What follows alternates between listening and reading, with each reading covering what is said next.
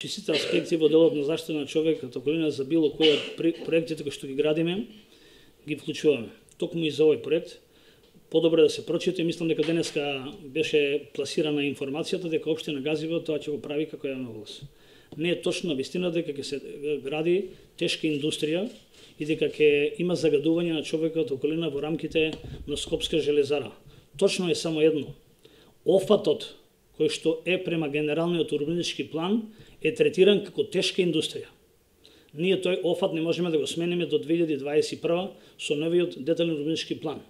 Али градиме незагадувачка, лесна индустрија со компатибилности од G1, G2, G3, G4, што представува нормални производи кои што нема да влијаат на човековата околина и нема дополнително да има потреба ниту од филтри, ниту да се грижат граѓаните дека таму ќе се прават нови чиричарници, топилници или од било кој карактер. Мерната станица е во надлежност на Министерството за животна средина, кој што од нашиот допис кој што го испративме е ставен на сервисирање комплетната мерна станица, од тоа што сензорите се веќе од временската дистанца кој што се 10 години уназад за обновување.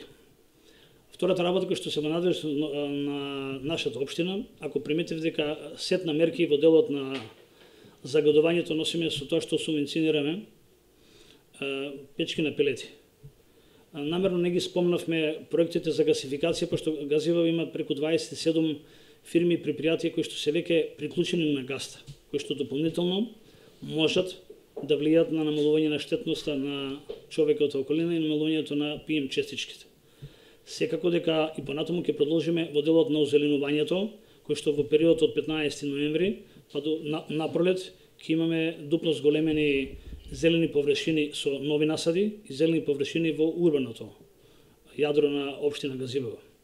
Секако дека тука влегуваат и речистувањето со дивите депонии, кои што намерно не ги ставивме во овој извештај, пошто премногу големи проекти, од луцираните 12-6 се очистени, секојдневно ги чистиме, али тука праќаме и апел до граѓаните дека општината мора да поведе сметки, тоа ќе го прави, али апел до граѓаните дека не можеме и не треба да создаваме диви депонии на секој ќош, затоа што има уредно поставена урбана опрема за смет и домашно да го селектираме. Општината има само едно јавно комунално предпријатие кој што води за јавните површини од делот на јавната хигиена. И тоа мора да го подобриме сите заедно. И затоа е апелта дека заеднички ќе мораме хигиената да ја подобруваме. Ние од најмалата возраст почнуваме и имаме најдобри резултати. Кај постарите резултатите ни се на помало ниво.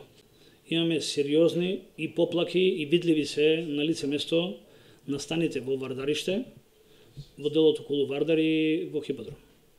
Заедно со градот Скопје досега употребивме дронови каде што се лоцирани сите извршители на делот на палењето во вечерните часови, најчесто тоа се прави после 20 часот, некаде и после 20-24 часот.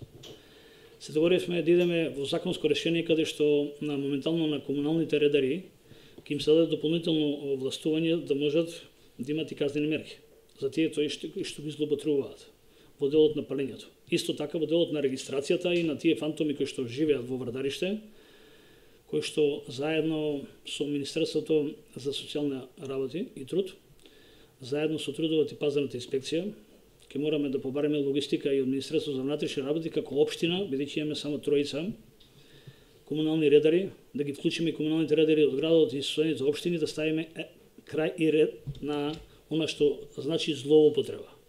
Злоупотребата се употребува најчесто од луѓето кои што имат диви, повторувам, диви во изминатите години, освен тоа не знаат друго да прават.